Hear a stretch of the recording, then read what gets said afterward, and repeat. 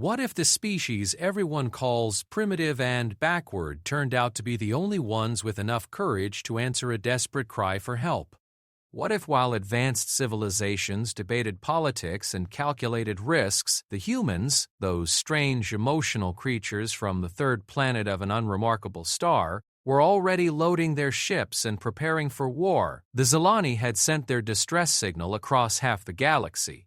14 different species received it. 13 chose to ignore it, citing political complications and resource limitations. Only one species heard the call and responded without hesitation, without debate, without asking what was in it for them.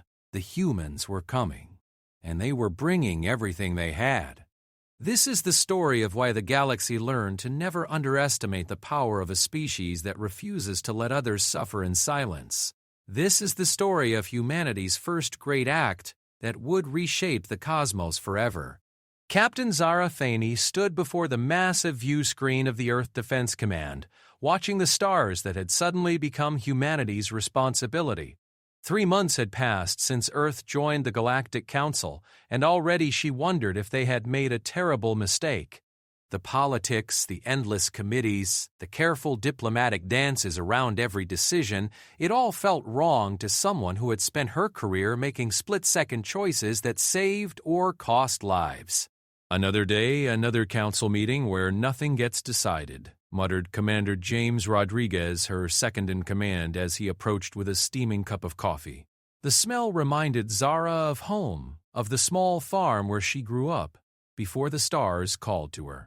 "At least we're learning how the galaxy really works," she replied, though the words tasted bitter. In 3 months, she had watched the council debate for weeks over simple trade disputes while entire systems suffered. Everything required approval from multiple committees, environmental impact studies, cultural sensitivity reviews. Meanwhile, real problems festered. The communication panel chimed, and Lieutenant Sarah Chen looked up from her station. "Captain, we're receiving a transmission on the emergency frequency. It's not formatted according to Council protocols." Zara frowned. Council protocols required all emergency transmissions to go through proper channels with authentication codes and bureaucratic approval before distribution. "Put it through." The main screen flickered, and suddenly they were looking at a being unlike any they had encountered in their brief galactic citizenship. The creature had silvery skin that seemed to shimmer with its own light, large eyes that held depths of intelligence and desperation, and delicate features that spoke of a gentle nature. Behind the being, Zara could see smoke and flickering lights that suggested damage. "This is Scholar Villani of the Zilani Research Collective," the being said, its voice carrying harmonics that somehow conveyed both beauty and terror. "We are under attack by the Krex hegemony. Our defensive systems have failed. Our people are dying. We have sent this message to all council member systems. Please, we need immediate assistance. Our coordinates are transmitted with this message. We don't have much time." The transmission cut to static, then silence. Lieutenant Chen's fingers flew over her console. "Captain, I'm reading the transmission data." This was sent to 14 different council member systems, including us.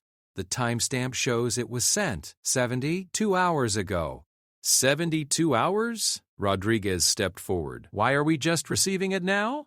"Because," Zara said grimly, "someone had to route it through proper channels first." "Chen, what responses have been sent to this transmission?"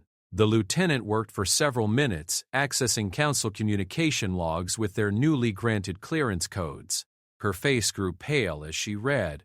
"Ma'am, there have been 13 official responses logged, and all 13 have declined to provide assistance.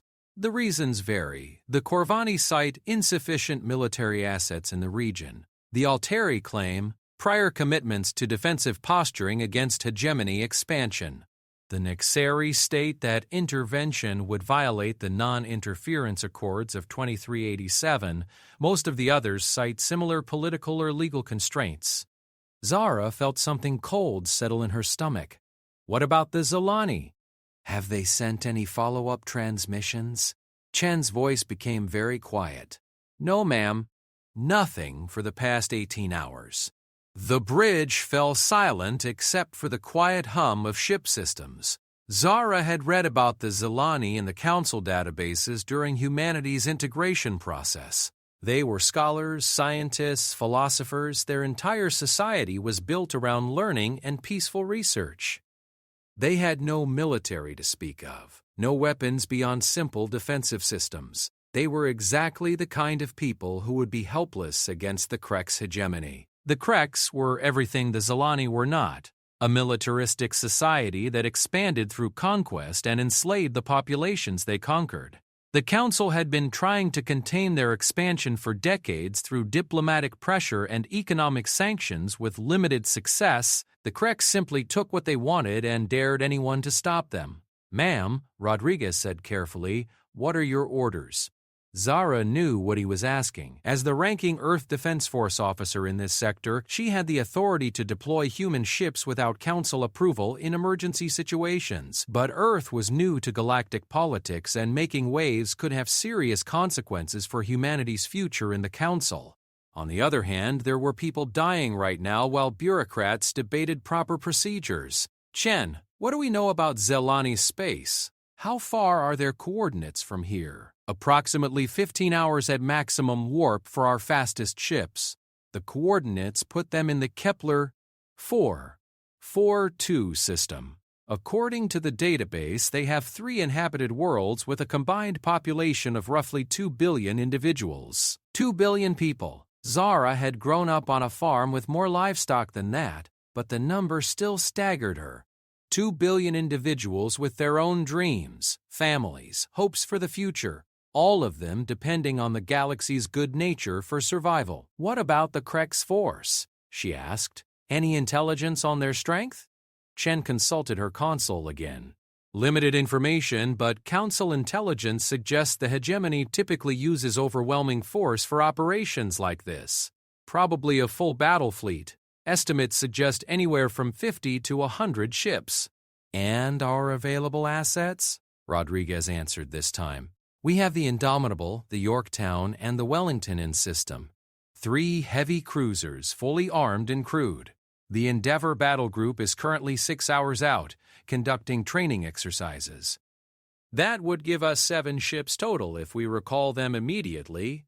7 ships against 50 to 100. In any reasonable tactical analysis, those odds meant certain death. But as Zara stared at the now silent communication screen, she found that reasonable tactical analysis was the furthest thing from her mind. "Ma'am," Rodriguez said quietly, "I should point out that engaging the Kreks without Council authorization could be considered an act of war. Earth could be expelled from the Council or worse.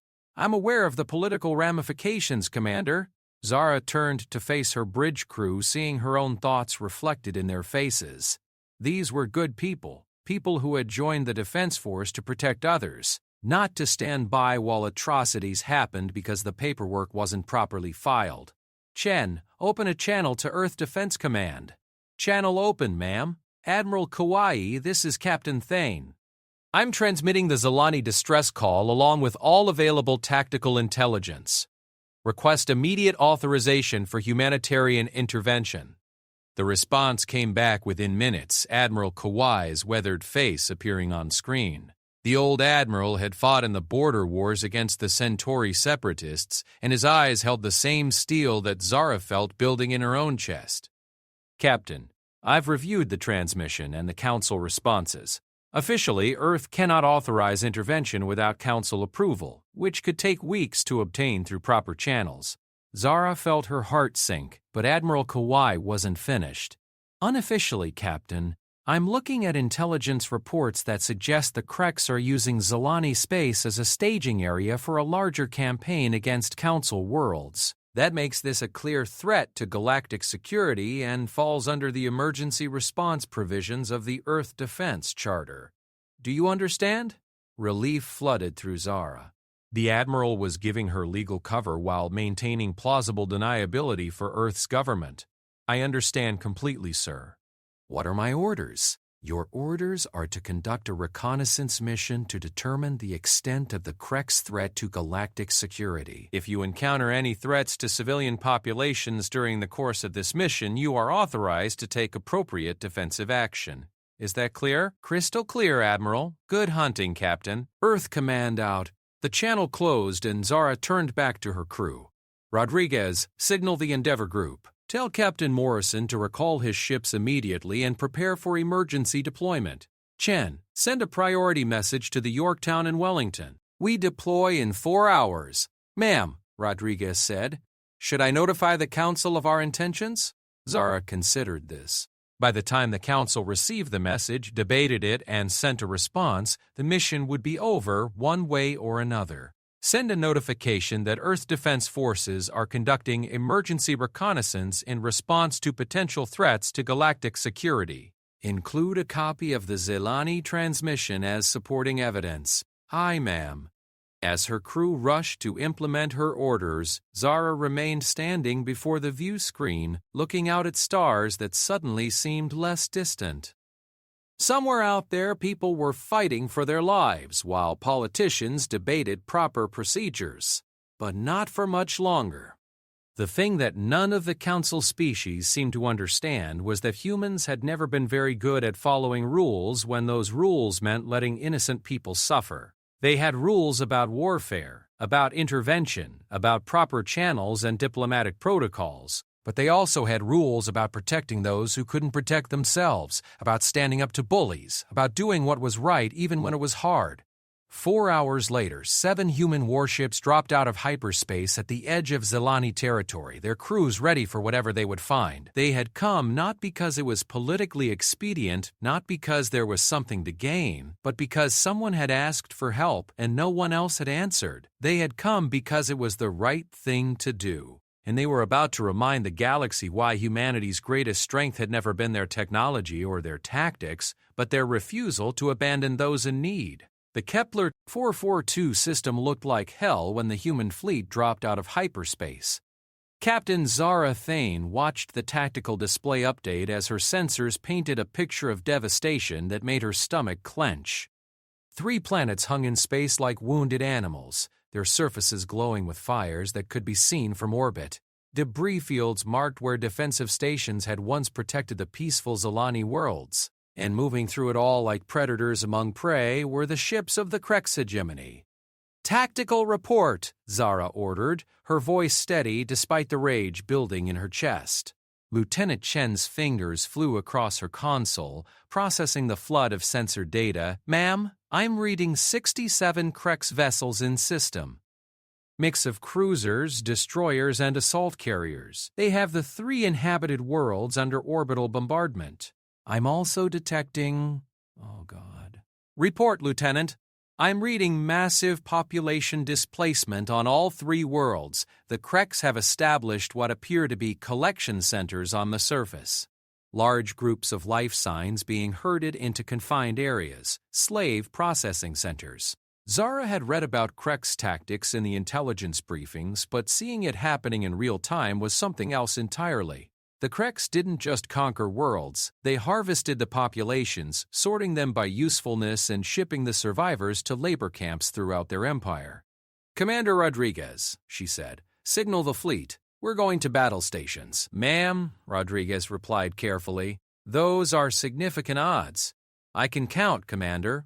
Zara studied the tactical display, her mind working through possibilities. 7 ships against 67. Any sane military commander would retreat, call for reinforcements, wait for a better opportunity. But the collection centers on those planets meant there wasn't time for sanity. The communication panel chimed, and Captain Morrison's face appeared on screen from the Endeavor. "Zara, please tell me you're not thinking what I think you're thinking." "Depends what you think I'm thinking, David, that we're going to take on a full Krek's battle fleet with 7 ships because it's the right thing to do. Then you're thinking exactly what I'm thinking." Zara leaned forward. "David, we both know what's happening down there. How long before those collection centers become loading bays for slave ships?" Morrison's face went grim. He was a veteran of the Titan Rebellion, where he had seen firsthand what happened when good people waited for perfect conditions to act. "What's the plan?" "We hit them hard and fast. The Kreks are spread out conducting surface operations. They're not expecting a fight. If we can cause enough damage quickly enough, we might be able to break their formation and save at least some of the population. And if we can't," Zara met his eyes through the screen, "then we go down swinging and hopefully buy enough time for reinforcements to arrive." Morrison was quiet for a moment, then nodded. "Understood? What are your orders?" "Formation Delta 7. The Endeavor group takes the left flank and hits their assault carriers. My group will punch through the center and target their command ship. If we can disrupt their coordination, we might have a chance." "Copy that. See you on the other side." The channel closed, and Zara turned to her tactical officer. "Weapons status? All batteries charged and ready, ma'am. Nuclear torpedoes armed and loaded. Point defense systems online. Helm, take us in.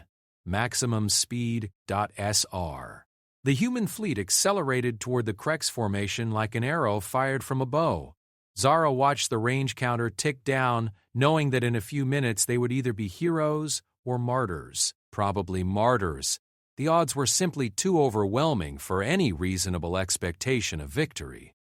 But as she watched the tactical display, she noticed something that gave her a spark of hope. The Kreks ships were indeed spread out, focused on surface operations rather than fleet defense. They had established a loose perimeter around each planet, with most of their heavy ships positioned for orbital bombardment rather than ship-to-ship combat. "Ma'am," Chen reported, "the Kreks have detected us. They're signaling their ships to reposition." "Too late," Zara muttered. "All ships, this is Indomitable, weapons-free. Let's remind these bastards why you don't mess with Earth's neighbors." The first human torpedo salvo lit up space like a newborn star.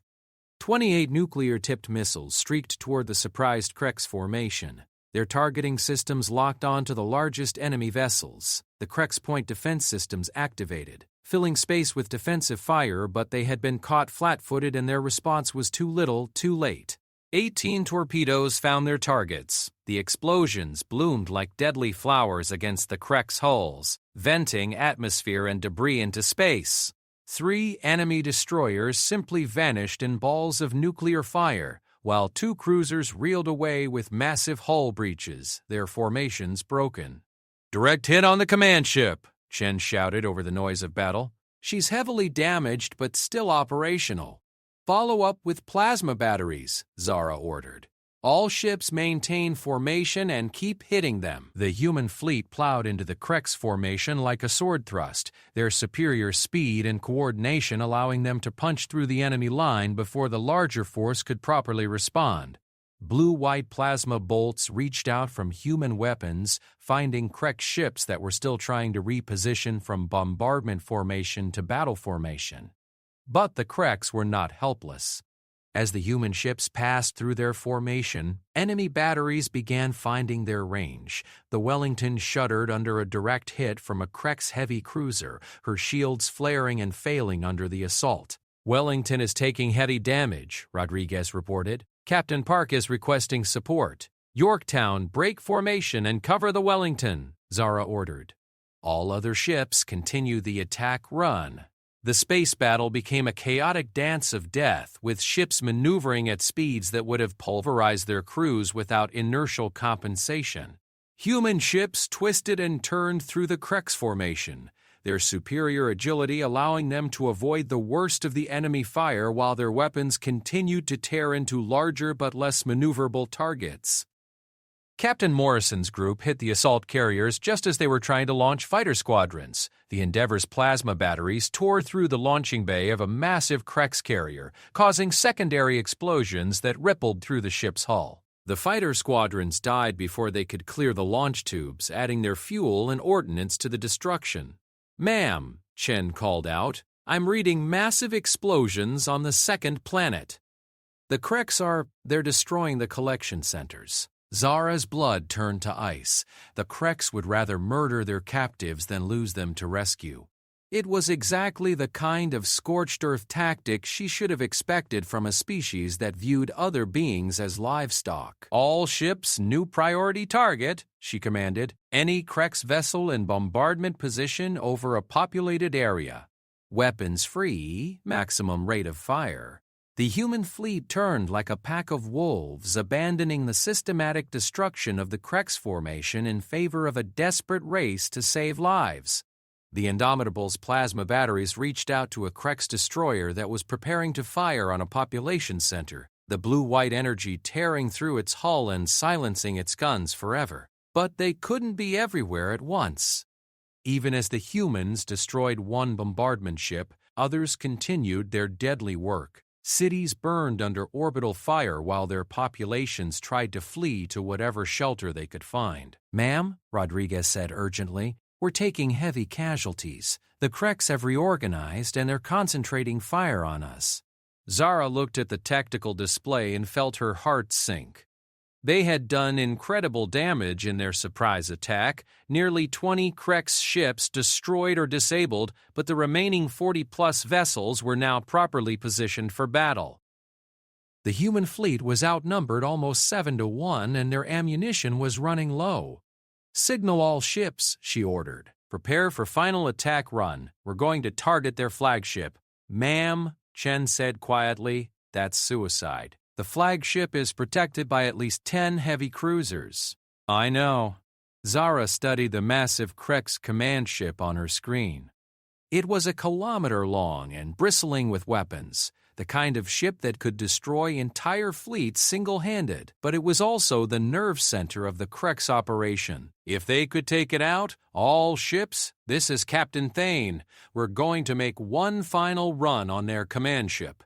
"I know the odds aren't great, but we didn't come here to play it safe. We came here to save lives, and that ship is coordinating the slaughter of innocent people. Whatever happens, we've shown these bastards that someone was willing to answer the call when the rest of the galaxy turned away." The human ships formed up for their final assault, their hulls scarred by battle damage, but their crews still determined. As they accelerated toward the Krex flagship, Zara allowed herself a moment of pride. They had done the impossible. 7 ships had held their own against a full battle fleet and saved thousands of lives in the process. It wasn't enough, but it was something. The flagship's weapons opened fire when they reached optimal range, filling space with deadly energy. The Wellington, already damaged from the earlier fighting, took a direct hit from the flagship's main battery and exploded in a ball of fire and debris. 23 good people died in that instant, their sacrifice buying precious seconds for their comrades to continue the attack. "Torpedoes away," Chen reported as the Indomitable shook under enemy fire. "Direct hit on the flagship's bridge section." The massive Krex ship staggered under the impact, its command sections venting atmosphere and debris. For a moment, Zara dared to hope that they had succeeded, that one impossible shot had ended the battle. Then the flagship's secondary command center took over and its weapons resumed firing. "Ma'am," Rodriguez said, his voice strangely calm, "we've lost main power. Shields are down and we're venting atmosphere on decks 7 through 12. Zara looked around the bridge, seeing the faces of her crew as they continued working at their stations despite the damage alarms screaming around them. These were good people, the best humanity had to offer, and they were about to die because she had led them into an impossible fight. But as she watched the tactical display update one final time, she saw something that made her smile despite everything. The Krex formation was in complete disarray, their ships scattered and confused. The population centers on the planets below had gone dark, not because they had been destroyed, but because the surviving civilians had gone into hiding and the bombardment had been disrupted. They hadn't won the battle, but they had accomplished their mission. The Zilani would survive, at least some of them, and the galaxy would know that when they called for help, someone had answered. The communication panel chimed one final time, and Zara was surprised to see a familiar face appear on screen. "Admiral Kauai, broadcasting from Earth Defense Command. Captain Thane, this is Admiral Kauai. Reinforcements are en route. Hold your position and prepare for fleet support." Zara stared at the screen in disbelief. "Sir, how did you, Captain?" Did you really think Earth was going to let you fight this battle alone? The moment you engaged, I scrambled every available ship. The Fifth Fleet will arrive in your position in approximately 7 minutes. As if summoned by his words, space suddenly filled with the blue-white flashes of ships dropping out of hyperspace. Not 7 ships this time, but 70. The entire Fifth Fleet, Earth's most powerful naval formation, arriving at maximum speed with weapons hot and ready for battle. The Krex formation, already battered and confused, found itself facing fresh human ships with full ammunition loads and crews eager for revenge. The battle that had seemed hopeless suddenly became very one-sided indeed. As the reinforced human fleet tore into the remaining Krex ships, Zara leaned back in her captain's chair and allowed herself a moment of satisfaction. They had done it! Not just the 7 ships that had answered the initial call, but all of humanity. When the rest of the galaxy had turned away, Earth had sent everything it had. The Krex would remember this day. More importantly, so would the Zilani, and every other species that had heard the call for help and wondered if anyone would answer. Humanity had answered, and they would keep answering no matter the cost. The aftermath of battle always looked different in the pale light of victory. Captain Zarathani stood on the bridge of the Indomitable, watching through the main view screen as human ships moved through the debris field that had once been a Krex battle fleet. 67 enemy vessels had entered the Zelani system 3 days ago, confident in their overwhelming superiority. Now only scattered wreckage remained, glinting in the light of Kepler. 442 star-like fragments of a shattered nightmare. Casualty report, she requested, though part of her didn't want to hear the answer. Commander Rodriguez consulted his tablet, his face grim. 17 ships damaged, 3 severely. We lost the Wellington entirely, no survivors. The Exeter and the Constellation are space-worthy but will need extensive repairs. Total casualties across the fleet. 437 dead, 612 wounded. Over 1,000 casualties. Zara felt the weight of each name settle on her shoulders, knowing that each number represented someone's child, parent, or friend who wouldn't be coming home. The families who would receive the news that their loved one had died in a system most humans had never heard of, fighting for people they had never met. "And the Zelani?" she asked. "Better than we dared hope," Rodriguez replied, his voice brightening slightly. "Preliminary reports from the surface suggest we interrupted the collection process early.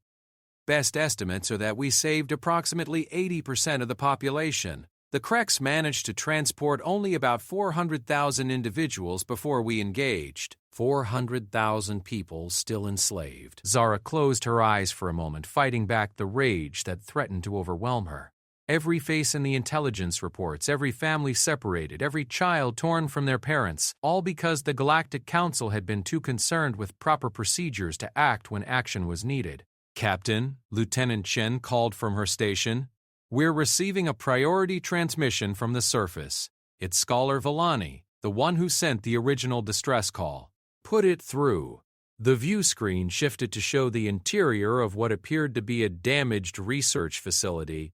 Scholar Villani appeared much as they had in the original transmission, but now their silver skin was marked with cuts and their large eyes held depths of exhaustion alongside gratitude.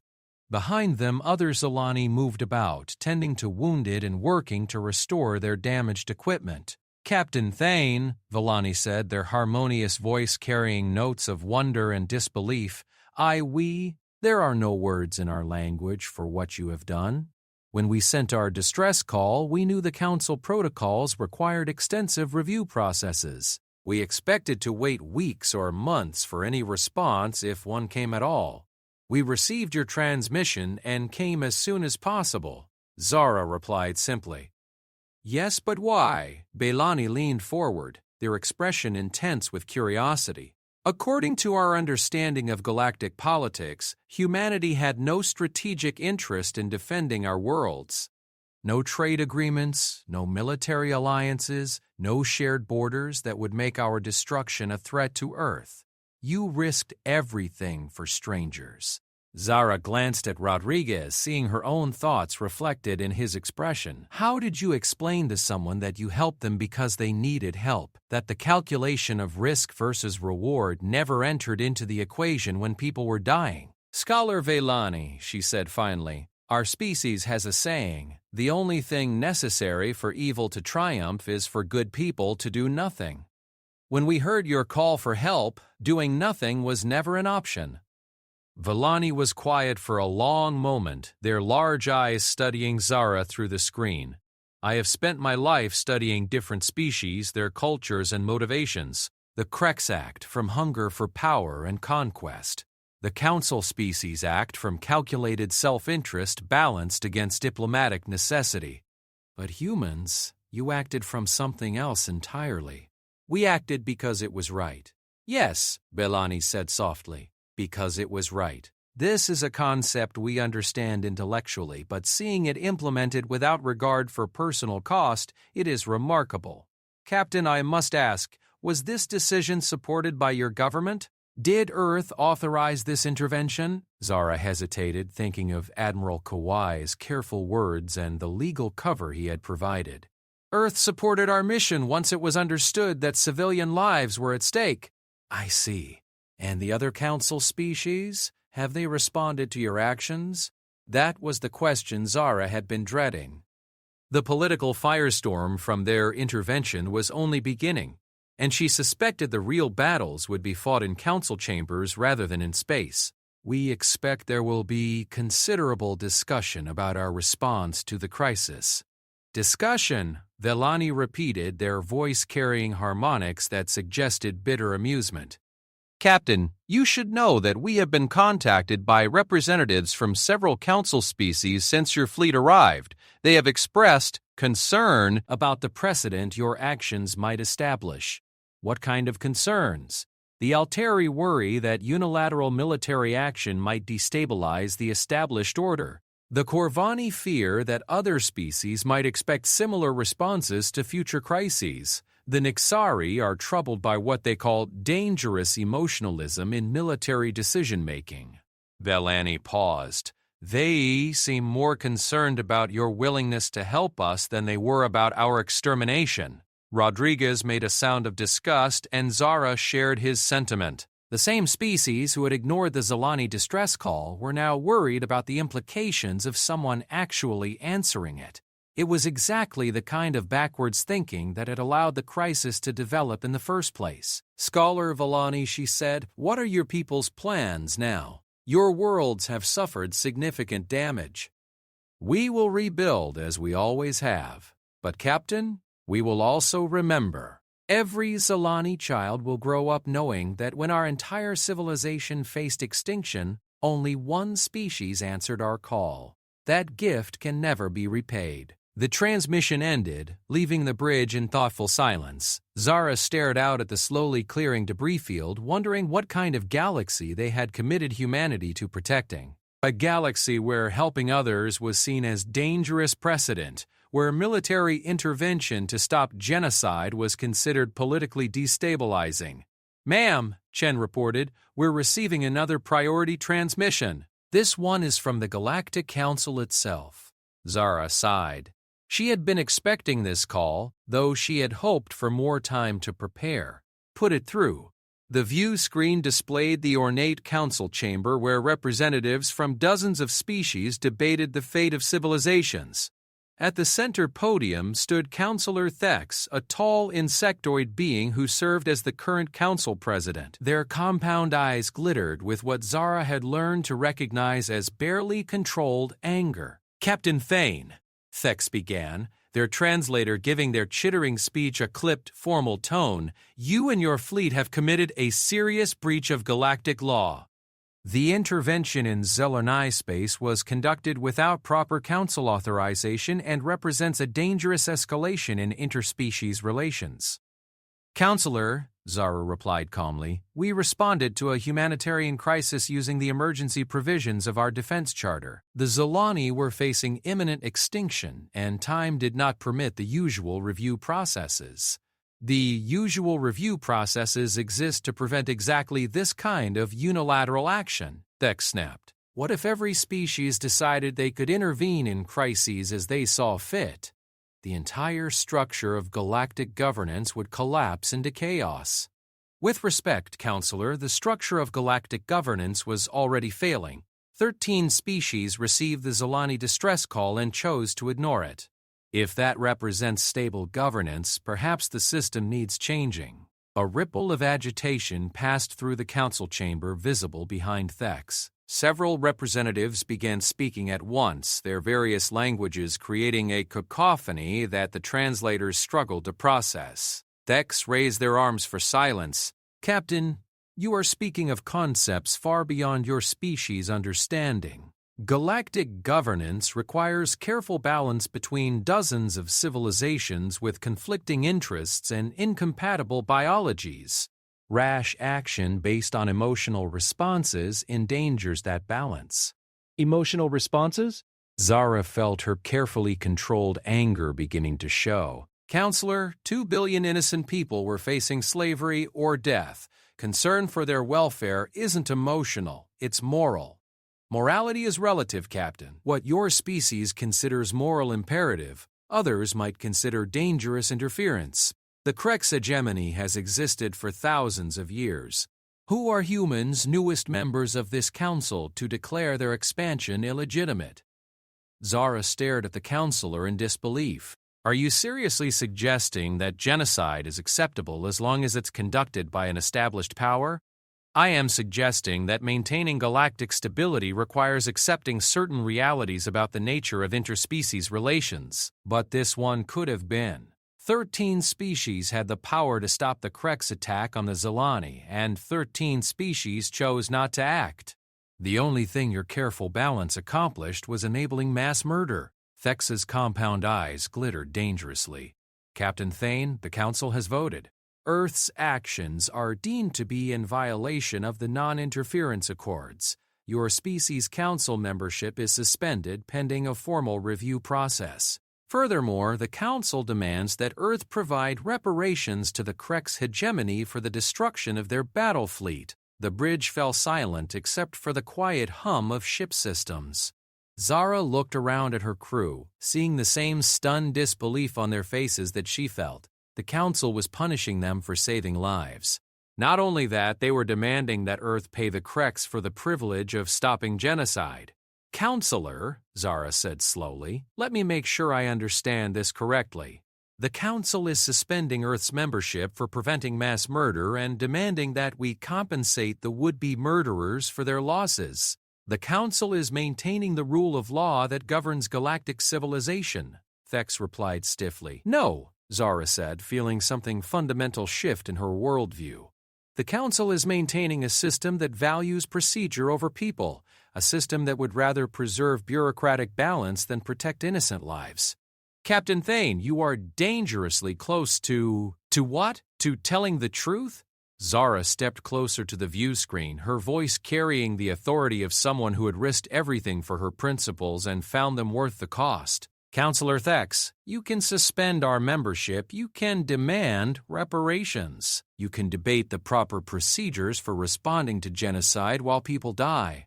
But you cannot change what happened here.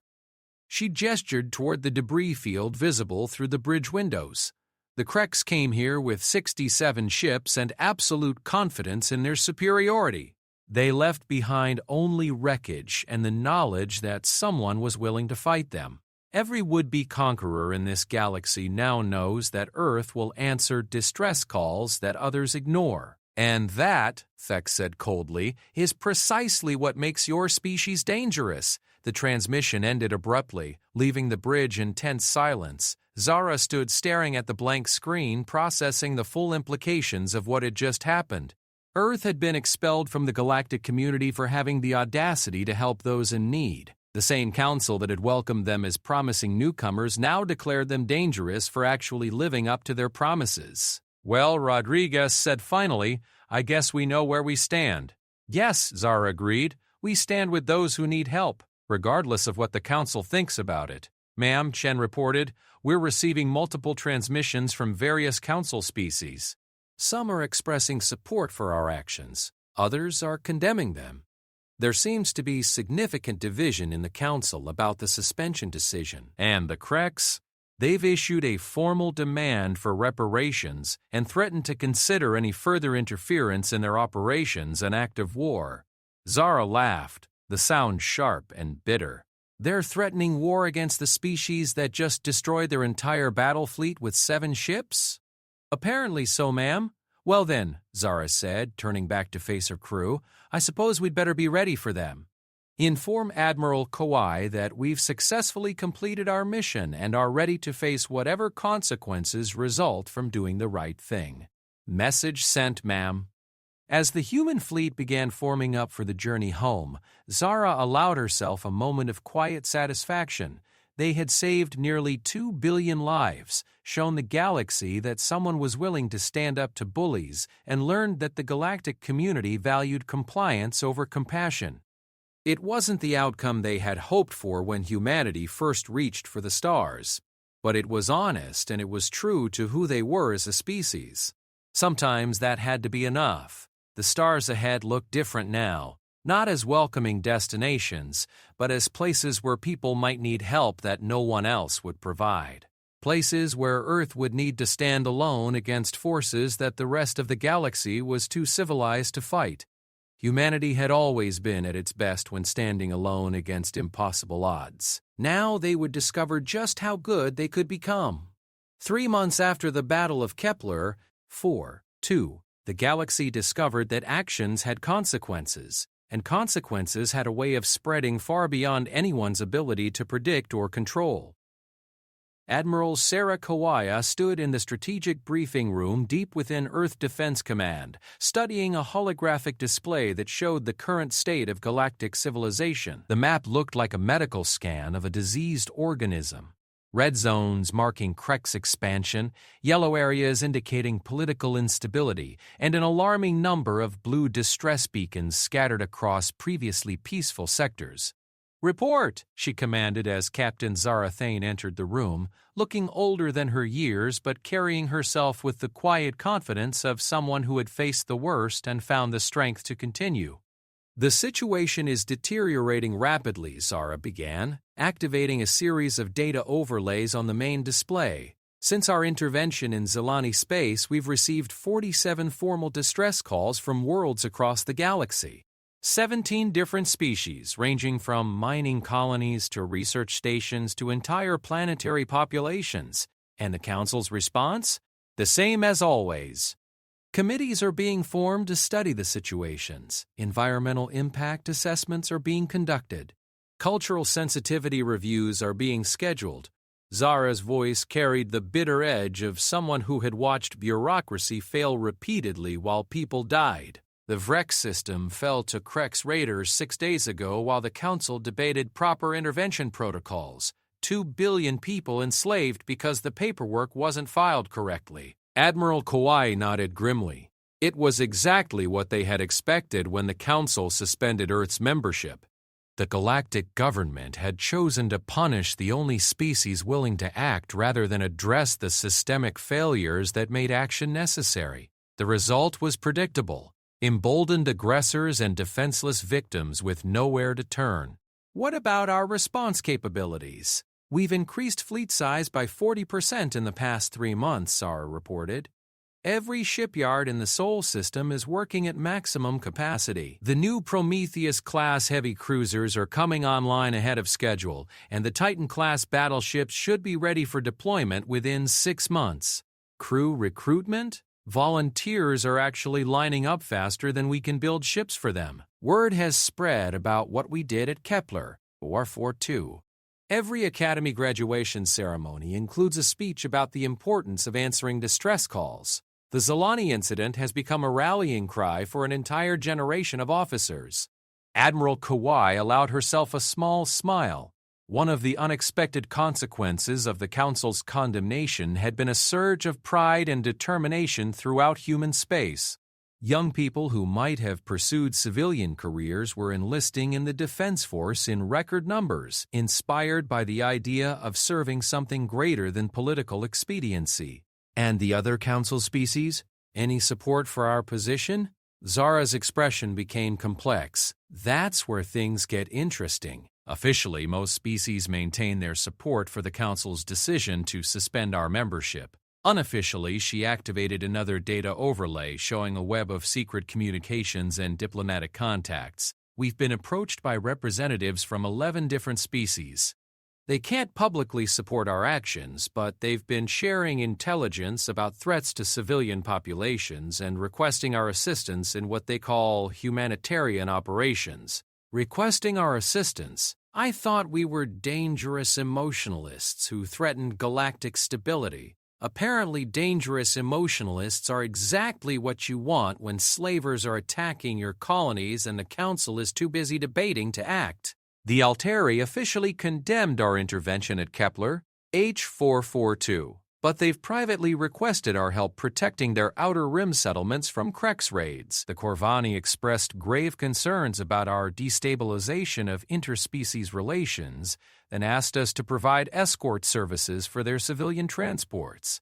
Admiral Kawai studied the display, seeing the larger pattern emerging from the chaos. They want to have it both ways. Public condemnation to maintain their standing with the Council, private cooperation to protect their own people. Exactly. And it gets better. The Nexari, who were supposedly so troubled by our dangerous emotionalism, have started modifying their own fleet protocols. They've streamlined their emergency response procedures and reduced authorization requirements for humanitarian interventions. They're calling it efficiency improvements, but the changes are almost identical to our own rapid response doctrine, so our actions are being copied even by those who condemn them. Yes, ma'am, and that's not all. Zara activated a new section of the display showing shipping routes and trade patterns. Economic data indicates that the Zolani have become one of the most active trading partners in their sector. Their gratitude toward Earth is translated into preferential trade agreements with human colonies. Other species are taking note. Admiral Kawai leaned back in her chair, processing the implications. The Council had intended Earth's suspension to serve as a warning to other species about the consequences of unauthorized intervention. Instead, it had demonstrated that acting on moral principles could be both strategically effective and economically beneficial. Ma'am, Zara continued, there's something else. We've been monitoring Krex communications, and their expansion has slowed significantly since Kepler. They're apparently reassessing their strategies in light of potential human intervention. Meaning they're afraid of us. Before our intervention, the Krex operated under the assumption that no one would challenge them militarily. Council species would protest and impose sanctions, but actual armed resistance was considered impossible due to political constraints. We proved that assumption wrong. Admiral Kawai stood and walked to the main display, studying the web of connections that had emerged from one desperate decision to answer a distress call. The galaxy was changing in ways that no one had predicted, and Earth found itself at the center of those changes whether they wanted to be or not. What's our current operational status? She asked. We have 7 rapid response fleets positioned throughout human space, each capable of reaching crisis zones within 48 hours. The Zolani have offered to provide forward staging areas for our ships, giving us coverage of most of the outer rim territories. 3 other species have made similar offers, though they've insisted on keeping those agreements classified. And the Council's response to our continued operations? Zara's expression darkened. Council Earth X has formally demanded that we cease all military operations beyond our territorial boundaries. They've threatened to classify Earth as a rogue state and authorize collective action against us if we continue what they call destabilizing interventions. Empty threats? Partially. The Council lacks the military capability to actually enforce their demands. Most member species rely on diplomatic and economic pressure rather than armed force for conflict resolution, but they could make things very difficult for us politically and economically. Admiral Kawai considered this. The Council's weakness was also its strength. By choosing consensus and compromise over decisive action, they had created a system that was stable but incapable of addressing genuine crises. Earth's willingness to act unilaterally threatened that system by demonstrating its fundamental inadequacy. Ma'am, Sarah said quietly, there's one more thing. Intelligence suggests that several species are considering withdrawing from the Council entirely. The Zelani have already announced their intention to leave, citing the Council's failure to respond to their distress call. The Theta Centauri Federation has initiated a formal review of their membership. Others are following suit. They're forming their own alliance? Not exactly. They're reaching out to us. The Zelani have proposed what they call a Mutual Defense and Humanitarian Assistance Compact. Instead of a bureaucratic council focused on maintaining the status quo, they want a voluntary association of species committed to actually protecting each other. Admiral Kawai felt a chill of recognition. This was how empires were born, not through conquest, but through necessity. Species that couldn't rely on existing institutions began forming new ones around those who had proven their willingness to act. Earth hadn't sought to become the center of a new galactic alliance, but circumstances were pushing them toward exactly that role. How many species have expressed interest in this compact? Preliminary discussions have involved 7 species, with 3 more requesting additional information. It's not just small, vulnerable civilizations either. The Theta Centauri Federation represents 14 star systems and has one of the most advanced manufacturing bases in their sector. The implications were staggering. If this trend continued, the galaxy could split into 2 competing power blocks: the traditional council with its emphasis on diplomatic process, and a new alliance focused on mutual defense and rapid response to crises. The irony was that Earth had never wanted to lead such an alliance. They had simply wanted to do the right thing when others wouldn't. "Ma'am," Zara added, "there's been another development. We've intercepted Krek's communications indicating they're planning a major offensive against the Compact members. They see the formation of this new alliance as a direct threat to their expansion plans." "How major?" "Best estimates suggest they're assembling a fleet of over 300 ships. If they succeed in crushing the Compact before it can properly organize, it would eliminate any effective opposition to their expansion and send a clear message to other species considering withdrawal from the Council." Admiral Kawai returned to her chair and stared at the holographic display with new eyes. The scattered red zones marking Krek's expansion suddenly looked like the early stages of a galactic conquest. The ineffective Council responses weren't just bureaucratic failures. They were enabling the systematic subjugation of entire civilizations. "Recommendations?" she asked. "We need to accelerate our fleet expansion and formalize our relationships with allied species. If the Kreks are planning a major offensive, we need to be ready to meet it. More importantly, we need to provide the Compact members with the security they need to stand up to Krek's threats." "And the political consequences of deeper involvement?" Zara met her eyes steadily. "Ma'am, I think we're past worrying about political consequences. The galaxy is heading toward a fundamental realignment whether we participate or not. The question is whether we're going to help shape that realignment according to our values or let it happen according to the Krek's values." Admiral Kawai nodded slowly. The decision at Kepler 442 had seemed straightforward: answer a distress call and save lives. But that single action had set forces in motion that were reshaping galactic civilization itself. They could try to step back from the role circumstances had forced upon them, or they could embrace the responsibility that came with being the only species willing to fight for what was right. "Very well," she said finally. "Initiate formal negotiations for the Mutual Defense and Humanitarian Assistance Compact. Accelerate fleet construction to maximum possible levels, and prepare our forces for the possibility that we'll need to face the largest military threat in galactic history." "Yes, ma'am. And the Council?"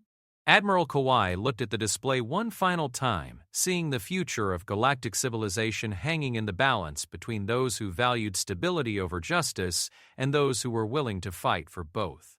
"The Council made their choice when they condemned us for saving lives," she said. "Now they'll have to live with the consequences. We have work to do."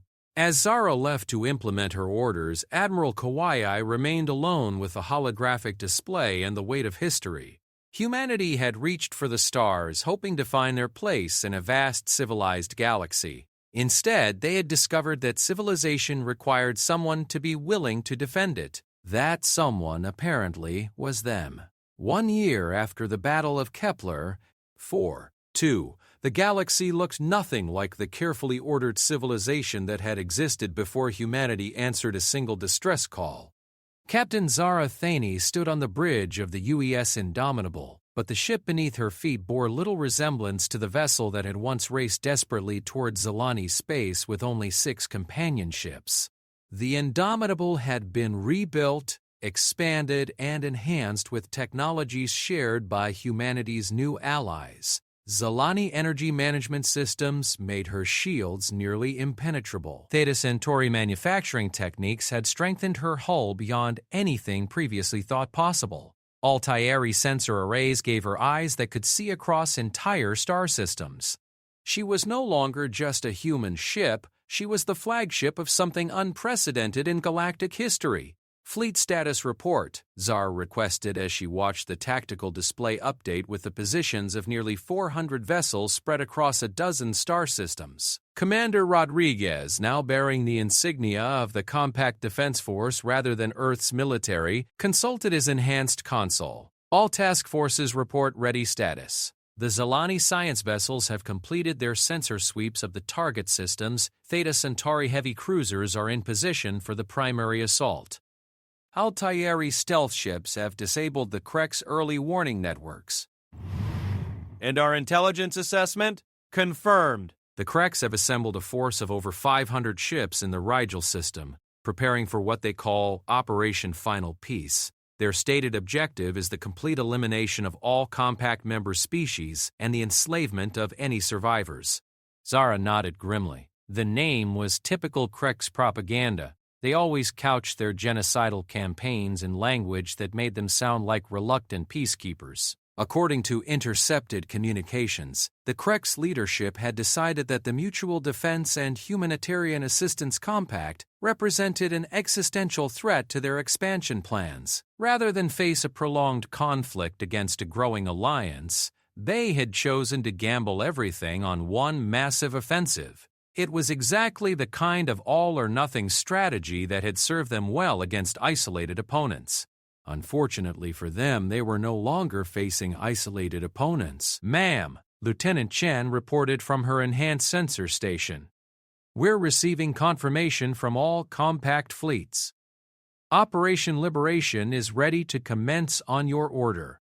Operation Liberation. The name had been suggested by Scholar Villani during the planning sessions, and it had been adopted unanimously by the compact leadership. After months of watching the Kreks terrorize defenseless worlds while the Galactic Council debated proper response protocols, the Alliance had decided to eliminate the threat permanently. "Signal all fleets," Zara commanded. "Execute Operation Liberation." Across 12 star systems, the largest military operation in galactic history began to unfold. Not just human ships now, but vessels from 8 different species, all united by the simple principle that no one should suffer alone while others had the power to help. The first phase involved the Altairi stealth ships, their advanced cloaking technology allowing them to penetrate Krek space undetected. Within minutes, communication relays and sensor networks throughout the hegemony began failing in carefully orchestrated patterns that left their forces blind. The second phase brought the Zalani science vessels into play, their harmonic weapons technologies disrupting Krek's ship systems on frequencies their engineers had never anticipated. Engines failed, weapons malfunctioned, and life support systems began cycling erratically as the Zeleni turned their peaceful research into instruments of liberation. The third phase was pure human strategy, coordinated assaults on multiple targets simultaneously, forcing the Kreks to divide their attention and weakening their response. Task forces materialized out of hyperspace at 17 different locations, each one targeting a critical node in the Krek's military infrastructure. "Ma'am," Rodriguez reported, his voice carrying a note of satisfaction. "Initial reports from the task forces indicate complete tactical surprise. The Kreks weren't expecting a coordinated offensive of this scale." "They weren't expecting us to work together," Zara replied. "For centuries they've faced isolated opponents who could be defeated piecemeal. They don't understand what happens when different species combine their strengths. The Kreks, despite their reputation for military prowess, had always been fundamentally simple in their approach to warfare. Overwhelming force applied against weakly defended targets had served them well against species who fought alone. But the compact represented something they had never encountered, a true alliance where each member's capabilities enhanced those of their allies. The tactical display showed the results of that cooperation in real time. Zilani sensor technology guided Theta Centauri heavy weapons to targets beyond visual range. Human tactical coordination allowed Alteri stealth ships to operate in perfect synchronization with conventional assault fleets. Each species brought their greatest strengths to bear while their allies covered their weaknesses. "Ma'am," Chen called out, "we're receiving a priority transmission from the Kreks flagship in the Rigel system. They're requesting terms for surrender." Zara felt a moment of surprise. The Kreks had never surrendered before in their recorded history. Their culture treated surrender as worse than death, and their military doctrine called for fighting to the last ship rather than accepting defeat. Put them through. The main screen displayed the bridge of a Kreks command ship showing the distinctive insectoid features of their species. The being who faced them wore the elaborate armor of a Kreks Supreme Admiral, but his compound eyes held none of the arrogance Zara had come to expect from their kind. "I am Supreme Admiral Thrak of the Kreks Hegemony," the figure said, his translator rendering his chittering speech in flat mechanical tones. "I request to speak with the human leader of this alliance. I'm Captain Thane of the Compact Defense Force. What terms are you offering?" "Terms?" Thrake's mandibles clicked in what Zara had learned was an expression of confusion. "No, Captain. We are not offering terms. We are requesting them from you." The bridge fell silent as the implications sank in. The Kreks weren't negotiating from a position of strength. They were asking for mercy from the forces that had just shattered their military power.